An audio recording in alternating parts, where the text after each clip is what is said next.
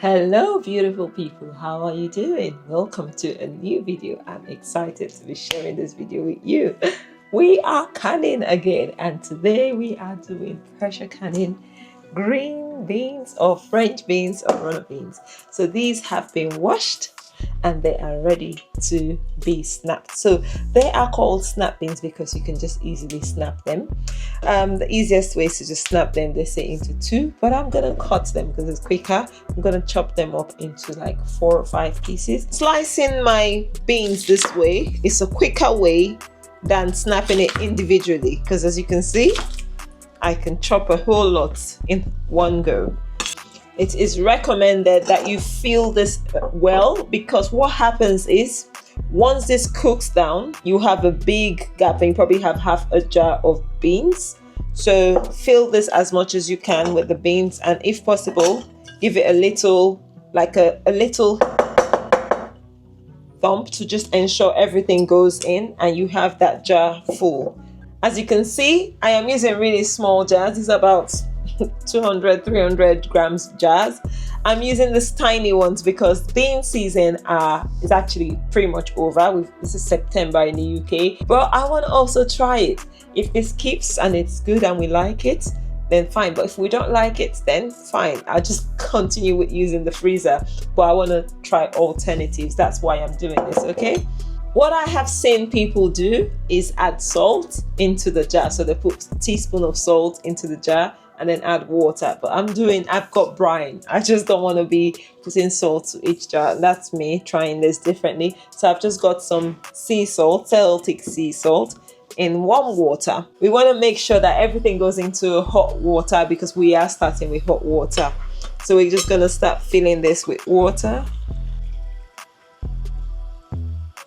We are going to wipe all the rims and just make sure we don't have any moisture or any product at the rims of this bean. As you can see, I am repurposing it. I actually used these for tomatoes last year, and the only way I can justify reusing them is I make sure that there's no rust and there's no sort of damage to it, and there's no cracks in the jars. So I have repurposed this a few times. Just gonna turn it, shut it just enough that I can easily open, but not too firmly.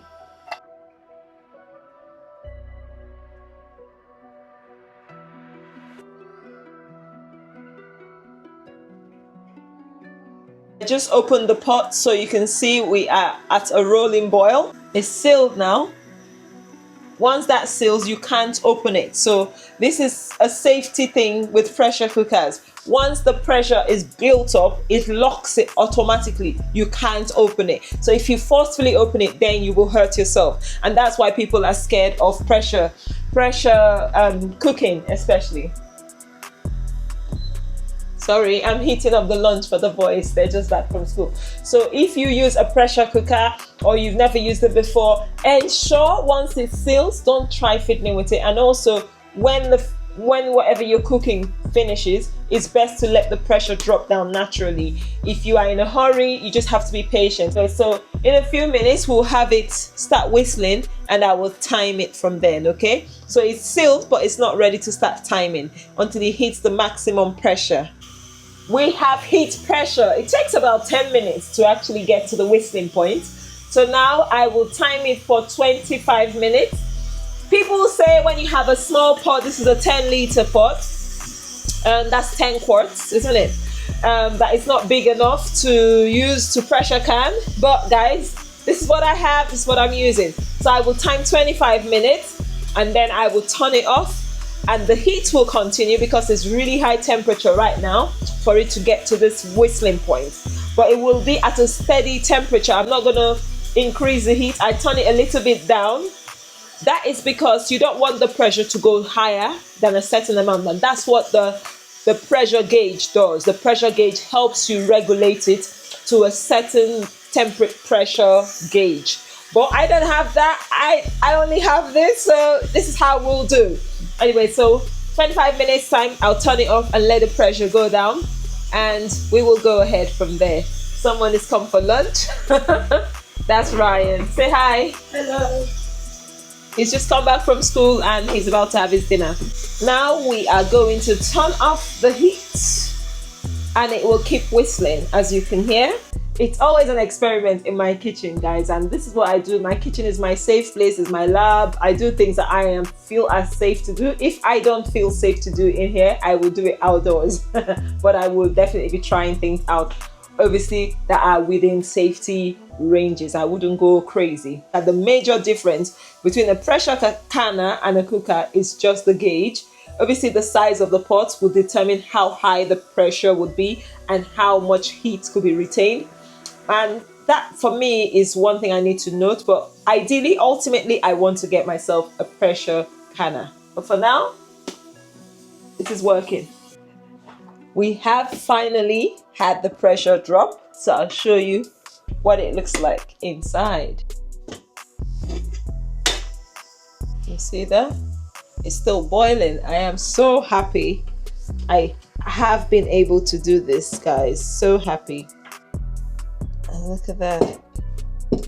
The only thing I don't like about canning beans is the discoloration. The color is never the same. But look at this. Comes out boiling hot.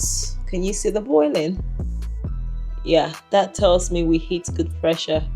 All right, my people, so we've come to the end of the video. How have you found it? I hope you learned something.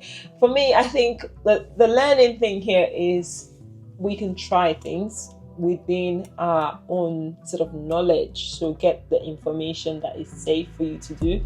And you can do these things because we don't have that much information in the UK, unfortunately. We don't even have resources. The demand isn't there, to be fair. So they're not selling pressure canners out here as much because the demand isn't there. And when the people selling it, the prices are really high, obviously because it's manufactured for the USA. It's way higher than it would be if this was the USA. So yeah, I really hope that I can use this until I am able to buy a pressure canner. The next one I will be pressure canning will be sweet corn. I think we need another week or so for the corn to be ready. And I want to see what that tastes like repurposing jars. It hasn't started making the degassing sound. You know, when it starts popping, the popping sound tells you it's been sealed. But that will take time because it's still boiling. But I am so happy that it comes out boiling. I think that is the one that guarantees to me that we've hit the high temperatures, because it wouldn't do that with just a water bath. No, it doesn't. Not with just in 25 minutes we have this thing boiling. And oh yeah, I did say I will tell you how long it took for the pressure to drop for me to be able to open the pot, and it took about 15 minutes. With the bigger pot, it took over an hour before the pressure dropped. So that tells you the bigger pot holds a lot more pressure than the smaller ones, and that's just something to note. Obviously, that would matter when you need to know how long ideally you should can stuff. But this is nothing, there's no evidence backing. It's the safest thing. I would always say use a pressure canner. That's the safest thing. But yeah, if you enjoyed my video, give us a thumbs up if you have. Leave a comment, share to your friends and loved ones. Tell them there's some crazy lady somewhere if you think that's what it is, doing silly things. But all in all, I just want to try and preserve my food for my family and myself as safely as I can possibly do it within the resources I have available to me. Until next time, I should see you in another video. Don't forget to subscribe if you haven't yet. Don't just leave. Bye bye.